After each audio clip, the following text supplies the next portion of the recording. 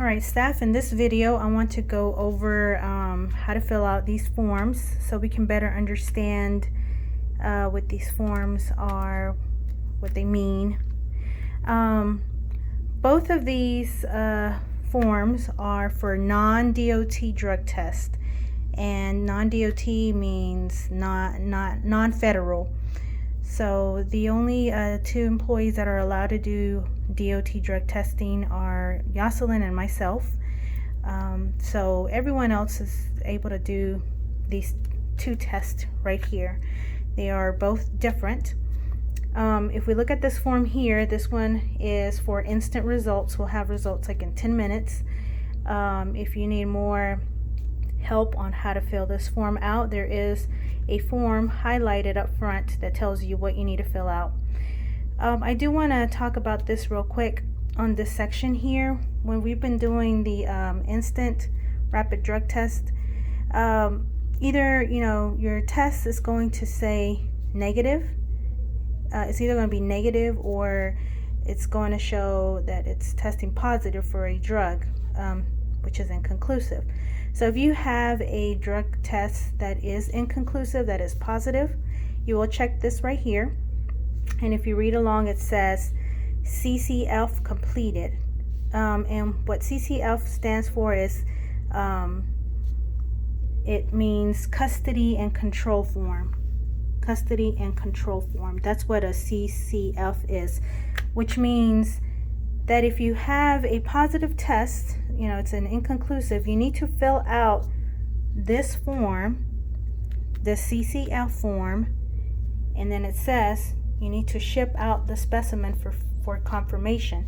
So I have been noticing that we've been having some tests that come back positive, and then that's it. We don't go any further. So we have to send it out to the lab for further confirmation. They are the ones at the lab. They are the one they're going to rule out if it is positive or not.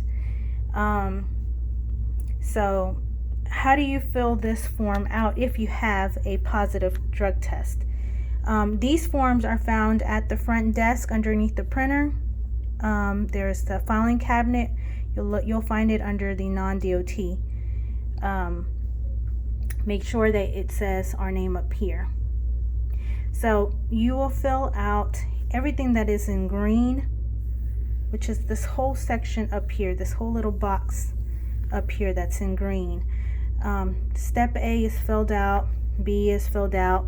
You will need to fill out step C, D, E, F, what is the reason for the test, G. This right here, ethanol, this is for if we would be testing for alcohol, and it says blood. So yes, you would not be doing this. So it's not that. Here you find your panel. So here's your 5 panel and here's your 10 panel. So if on this form you did a 5 or a 10, that's what you would mark on here, 5 or 10 panel. H has our information already filled out. Then you will continue on this little green section. Remember, you're filling out everything that's in green. It doesn't have a temperature. Where it says specimen collection, this means, are you sending out 2 vials of urine or are you sending only 1? You will always send 1 vial of urine out to the lab, and you'll find your vials in this cup. There's 2 in there, and when you open it up,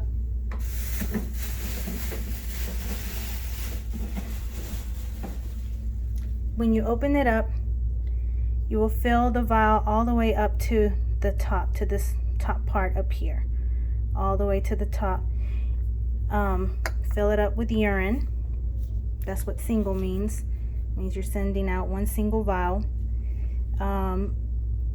Observed, I don't think that would apply in this case. And then you will sign and print your name, today's date, the time of the collection, and of course it's going to be going out Quest. And then just like your any other labs that we send out via Quest, you know, you have to schedule a pickup. You can do that on Quest Quantum and then leave the specimen up front to be picked up. Now, once you finish filling out this green section, you'll stop right there. And then the blue section is completed by the donor. So they will sign, they'll print their name, today's date, their birthday, and a good daytime and evening phone number. When you're filling out this form, make sure to press down hard because you're making multiple copies. So it has to go through all of these copies. Make sure you press down hard, that the employee or patient presses down hard, and that they try to write as neat as possible, or else there will be a delay. So once you collect your urine in this vial, remember all the way to the top, you are going to fill, you're going to peel off label A. Okay, because remember, you're only sending out one, so this is A, and then if you would be sending out two, it would be B, but you're never going to do that. So peel off the first one, A, and put it over. I like to put it over and around this side right here. Do not put it on this side because there is that chance that this right here might break off your label, and you know, this right here, this might break off your label. So do it on the side. It's more flat. The surface is much more flat. And then you'll write today's date, and the donor will print their initials, and then you'll send it out in the little bag that's in here. There's two pouches. One pouch, the front pouch, is for the specimen to go in, just in case if it were to start leaking, it will leak into this little pad that absorbs. And then the back one is for your form. So if you see at the bottom, this first copy that you filled out is going to go out to the lab along with your specimen. That's the requisition form to send out with the urine. The second part, the second copy, is for the MRO. We have to, once you're finished doing this, you have to fax this paper over to the MRO. This is their information. And then go ahead and mail it out as well to them. This is that information as well. We have to do that once you're done collecting the specimen. And then collector copy. So this is our copy. It will get scanned into AdvanceMD. And the employer copy, if they are here for an employer, you know, you scan this and email it or fax it to them, however they want the results forward. And then the patient gets a copy. So they'll get a copy of this as well. So these are the way to fill out these forms. So again, this is if you do have a, you know, an inconclusive test, that's how you will fill that form out. Have somebody verify that it is positive. I would have like someone at the front desk or Dr. Turner just take a quick look and see, make sure it is, and have them sign.